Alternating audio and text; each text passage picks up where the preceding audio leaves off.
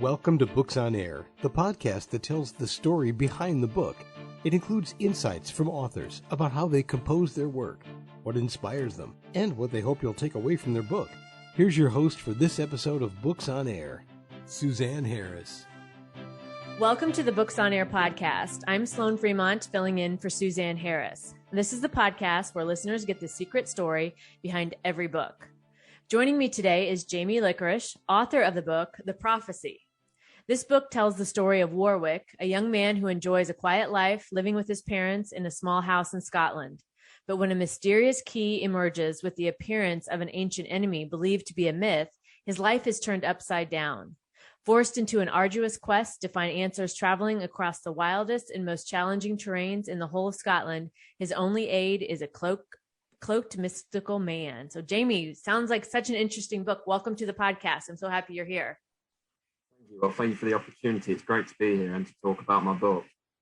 Yeah, so let's start out telling the audience just a little bit about yourself and what led you to write your book, The Prophecy. So it wasn't too long before I started writing my novel, The Prophecy, that I actually got really interested with writing. It was actually my cousin Ross, who lives in Australia, who got me into writing. He just wanted, because he does quite a bit of writing himself, and he just wanted to test my skills and see what I'd be like with being creative. Mm-hmm. So he would set me a few scenarios where he'd just say, pick a subject or an item and write about it in no more than 2 pages, and then send it back to me, and I'll review it. And that's so started doing that, writing a few short stories for him, and he would review it for me, and he started to notice straight away that I've got a talent, and he really loved my work I was doing. Mm-hmm. And then that just started to build on these stories, and then I suddenly was hit with an idea for The Prophecy. And what I wanted to do straight away was combine my love of J.R.R. Tolkien's Lord of the Rings and The Hobbit with my own experiences of hiking through Scotland, because I knew the landscape so well. Mm-hmm. So my perfect idea was to take the imagination and magic that sort of inspired by Tolkien and then bring it into the real Scotland that everyone knows today. So you marry the two together, and it just seemed the perfect idea. And then all the characters, all the locations, the story, all just fell into place, and I just knew exactly what I wanted to write. Yeah, and that sounds like that. I always love hearing about the creative process that people go through, because it's such an interesting way, especially in your case, how it came about and how it was all able to come together for you. And I know you also, with your book, you actually earned an award. Can you tell us a little bit about that? So yeah, well, first of all, I am absolutely flattered with how well my book has done, especially since it's my first novel. I mean, when I first wrote it, it was just going to be something nice for myself, a really nice achievement. But then I just decided to publish it. And since its publication, it has met such success, which has blown my mind. And It's won several awards. Like, within months of it being published, I've won awards for the Book Festival Awards. And then recently, I had a really amazing first place award come through in the Outstanding Creator Awards. I won first place in the paranormal category, and I thought, wow, my first novel, and it's just won first place award. Absolutely amazing. Oh, yeah, definitely. And congratulations on that. That is amazing. Thank you. So let's get into the book a little bit. Can you tell us about the characters and maybe the scene? You mentioned Scotland, but can you tell us a little bit more about that? So, yeah, I can do. So the characters I wanted to make as likable to the real world as possible. So you could really connect with them and follow them through their journey and really connect with all their thoughts and emotions. Mm-hmm. So they're really relatable people, because I find that a reader will relate better with someone that they can truly understand and feel. Mm-hmm. So my main character, Warwick, his name immediately came to me when I had the idea for the book. But his character, he's supposed to be, at the beginning, he's this character who's a bit lost in his way. but throughout the journey, he's not just journeying to find answers to this prophecy. He's journeying to find his inner self that's been lost and taken from him. So it's more of a journey of the inner self as well as the external self. Uh-huh. But then you get the second main character coming in, which is the mentor, his name's Rowan. But at the start, he's just this mysterious character, and he's almost a little bit fearful because of how dark and mysterious he seems. Mm-hmm. But then as you go more into the story, you start to see his character completely change. And he becomes like another main character in the story. And in some ways, they both Warwick and Rowan become mentor to each other as they bounce off each other and help them to complete their own individual journeys to get to that main goal at the end. And that's what I really love about the characters I created.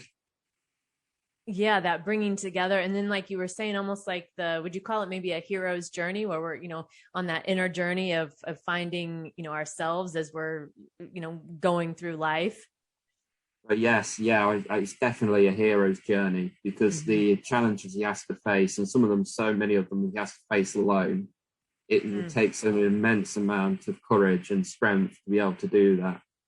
Yeah. Yeah. And as you mentioned about being, wanting it to be relatable, that being able to read about others' journeys and what they have to go through. And like you mentioned, because a lot of our own, as a reader, our own journeys in life are, they're solo, right? They're things we can go through. So being able to, I love stories like this that weave that hero's journey in, that is so relatable, but then also like the magic and then the mystical side of things too. Because I think for me as a reader, when I read those kinds of stories, it opens up so much creativity to be able to read stories like that.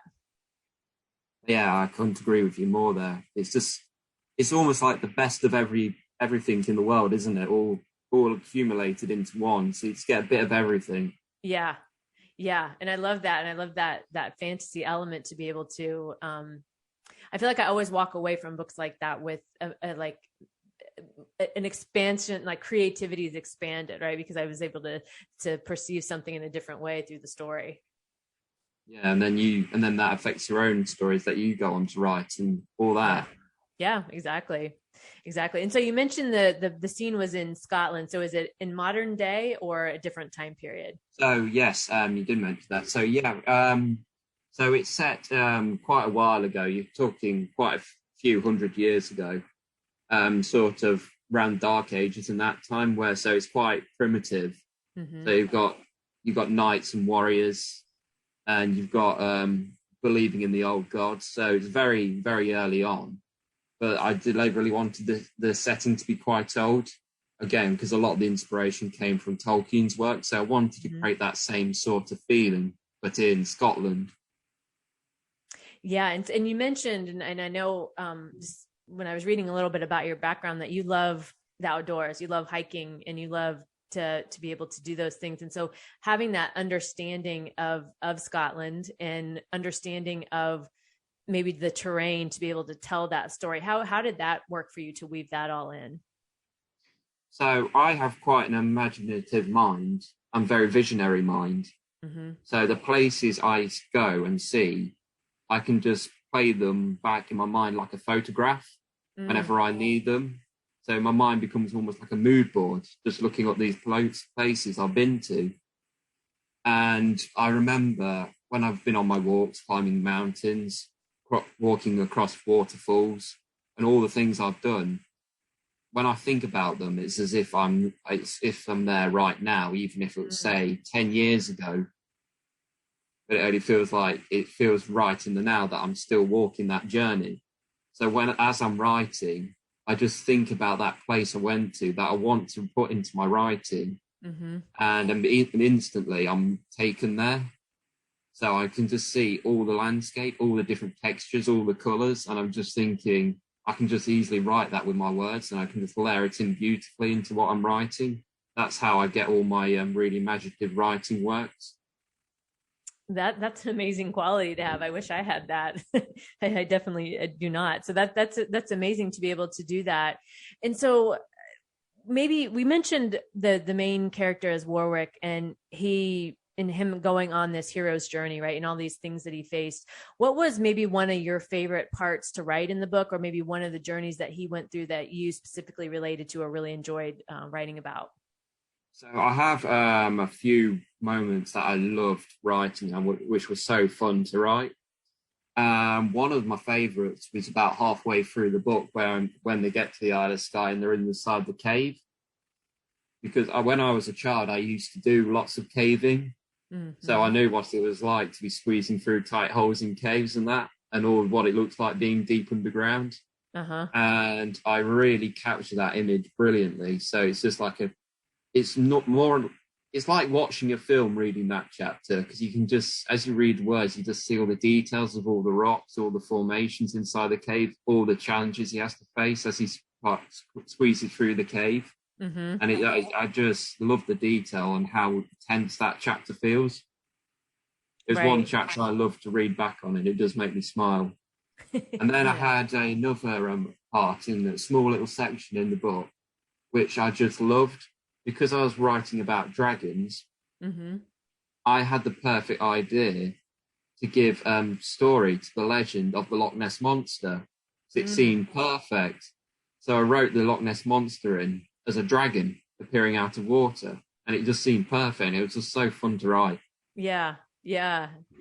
In that, being able to have fun with what you're doing. I can hear that in your voice, and I can tell when you're talking about it, that having that fun element too, as a reader, you can pick up on that too, that the person, the writer, the author really enjoys what they're doing. Right. And I love being able to read scenes like that you're talking about, that are very involved or very imaginative, or it's like, it takes you, like you were saying, it takes you into the book. Like if you were watching a movie or something, how you sometimes get caught up in the movie and nothing else is around you. Right. Like that's what it sounds like in your book, that you're able to create with these scenes. Yeah, it's exactly that. It just completely, it takes your full focus, and in some ways, it almost flips reality. Mm-hmm. By that, I mean that the book is the reality, and then the rest of the world around you becomes the fantasy that temporarily becomes close to you. So your full focus is on what you now think is reality. Yeah. Oh, yeah. Uh-huh.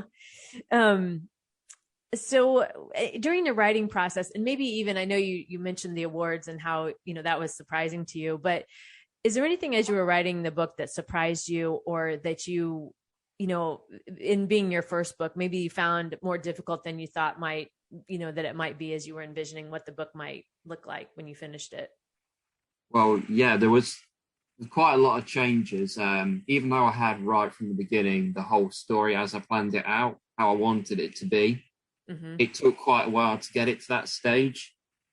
Finding for some parts, it was just getting the details and balance just right without being too much or just too little. The balance is always a tricky bit to get. Yeah. But after a few edits of the first draft I did, I started to find that balance. And then after that, it was just seamless all the way through. Mm-hmm. So yeah, there were challenging parts, but in the end, I just persisted, mm-hmm. and it relates quite a lot to one of my my important messages that I tried to capture in my main characters with the real world, mm-hmm. because the real world is quite a tough place to live in. There's so much hardships we all face in everyday life, and I like to try and capture the message that we all put on the planet for a purpose. And that no matter how long it takes, we're all going to get to our purpose place that we're supposed to get to in life. Yeah. And what a great message, especially, in the past couple of years, right? It's everybody's been through a lot of struggle and a lot of, I think, like shocking struggle, I guess would be maybe how I would describe it. And I love that theme that you're talking about of purpose and getting to the place, because that also in that space of reading a book like this, that is that magical, mystical, that fantasy side of things. Again, I think having those stories and feeling how much they relate also helps open us up to the ideas or the concepts that are in there. And especially having a theme like that of purpose and, that there's a reason. I think that is so important these days. It's very important. Just gives you hope for a light at the end of the tunnel. Yeah. Which is always there. Just sometimes it just takes time to come, but it does come. Always comes. Yeah. That's an excellent point. Who would you say your book would appeal to and why? I would say, really, my book appeals to most age groups. I feel when I wrote it, as I was writing, I didn't feel like exactly there was one specific age group. Mm-hmm. So I thought there was all elements in the entire story, which could be fed to all different age groups and anyone from any background. So I think it's just the whole entirety can be its target audience. Yeah. And it sounds like anybody who's interested in that hero's journey or interested in, being drawn into a book and being able to really enjoy it. It seems like it would appeal to those people as well. Yeah, because I've had people read it that from my village, mm-hmm. and they're not even huge on fantasy novels, mm-hmm. but they read it because they knew me, and even though they weren't huge on fantasy, they absolutely loved it and couldn't put it down. Yeah. So yeah, that was really great feedback to get. Yeah, I'm sure. And so what are you most proud of as it relates to your book?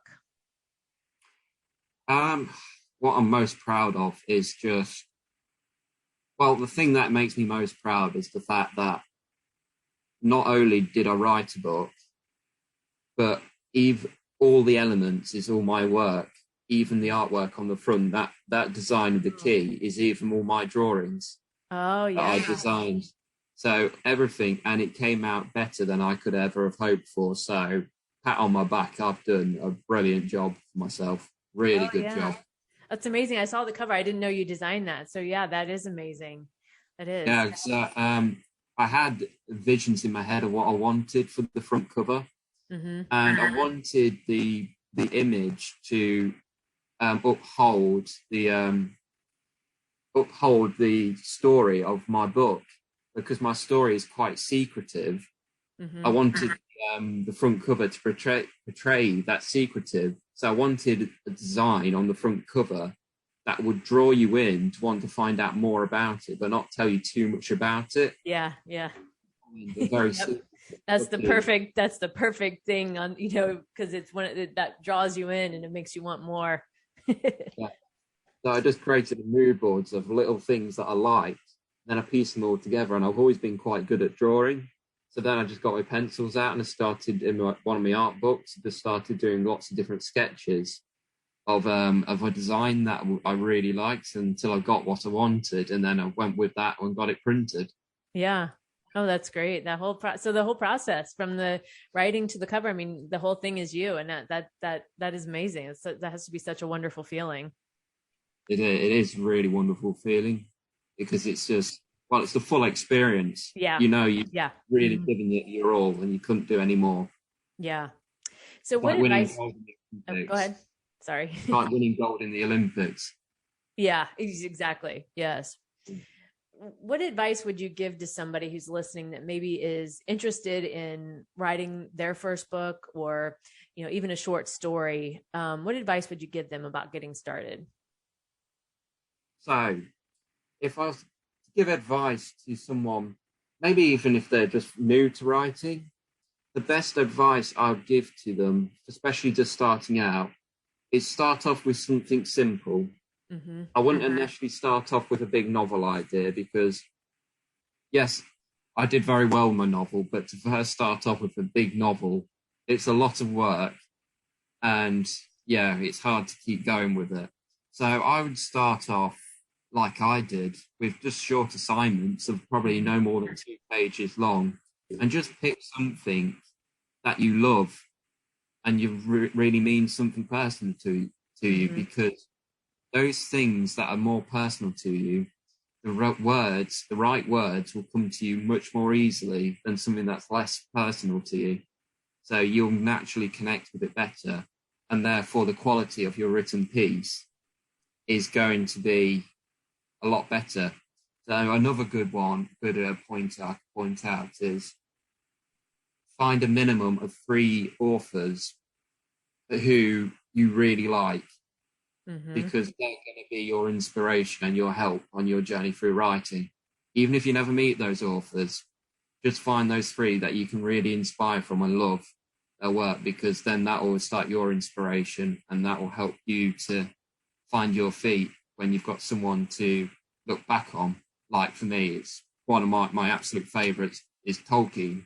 But yeah, those are the best advice I would recommend to someone. Yeah. And that what you started with writing the 2 pages, that also, as you were talking, it made me think of how that forces you to be succinct about the topic too, right? You're choosing your words carefully because you don't have a lot of space. And that discipline, if you develop that discipline, it would seem to me over time that helps you with that, with your ability to tell the story that you want to tell. Well, yeah, precisely that. Because not only does it help you to write, it also helps you to edit well, as you were explaining with not having much room for error. Yeah, it doesn't allow you to waffle on. So you have to be be clever with your wording to get your descriptions of like your characters out of the way very quickly so you can get into the main story. But if you can tell a short story in 2 pages from the description of a character to the story to the conclusion, then you're well on your way. Yeah. And then after you've done that a few times, if you get a good idea come for something bigger, perhaps like a novel, get yourself a notebook or several notebooks and just start writing down all your ideas. That's how I started. Before I even started writing the book, I just wrote down every idea I had, because most of I had all the ideas, but they're all mixed up. Yeah. They're all coming at once. So some of the ideas that are at the beginning of my notebook are ideas that I included at the end of the story. So just any ones you get, just write them all down. And it doesn't matter if you don't use them, because you go through a process of writing, you're going to have tons of ideas. Some good, some not bad, or some are good, but over the time, as you develop your story, you can get little changes happening, and then you take elements from those ideas and combine them with other ideas. But always just write down everything that comes to mind, because there's nothing worse than trying to write where you've got all these ideas flowing through your head at the same time, because then you get a block in your mind because you're trying to write where you've got 100 ideas flowing around in your head and you go crazy. So just write it, clear your mind. To write, you've got to have a free mind. Yeah. And that getting the ideas on paper frees up that space in your mind. And I've also found with myself is I forget ideas that I had. I completely forget. I think I'll remember later, but I don't. And writing them down, then I'll look back and be like, oh yeah, I remember that. And then it kind of helps me remember the train of thought I had versus if I just try to store it in my head and remember it later. Yeah. It's exactly that. Yeah. Well, Jamie, it's been so great to talk to you and learn more about you and your writing process in your book, The Prophecy. Before we close out, is there any last final thoughts you want to leave with the listeners today about your book? Well, I'd just like to add to so I would just like to add to the writing experience that because I know there's many out of you who probably are writing a novel and maybe finding it hard going, because it's a lot of words and sometimes it can be hard going. The one message I'd like to say to people, because it can get scary, is if you reach a period of time where you feel like your thoughts are getting a little bit stuck, or you're feeling like you're stuck on a section, that's completely okay and it's perfectly natural. Just step away from it and do something else for a while. It doesn't even have to be writing related. Just go away, do something else for a bit and come back to it after a little while, and you'll find that your ideas are completely fresh. It happens to all the great writers, and it's happened to me myself. So don't be afraid if that happens, because even though it happened to me, look what I achieved, and I am so proud. So yeah, that's all I'd love to say to the audience. Yeah, and that's such wonderful advice. And I just love talking to you and hearing about your writing process in your book. And also, I want to again congratulate you on the awards you've got. That's amazing for a first book. So congratulations to you. Thank you. I couldn't wish for more. Yeah. You can find more about the book, The Prophecy, on Amazon, and I'll link to the book in the show notes. So be sure to check that out. You've been listening to the Books on Air podcast, brought to you on webtalkradio.net. You can also hear this podcast on Spotify, iHeartRadio, Stitcher, and Apple Podcasts. I'm Sloan Fremont, and I hope you'll join us for the next Books on Air podcast. Remember, you never know who's going to be here, and you never know what we're going to talk about. Thank you so much for listening.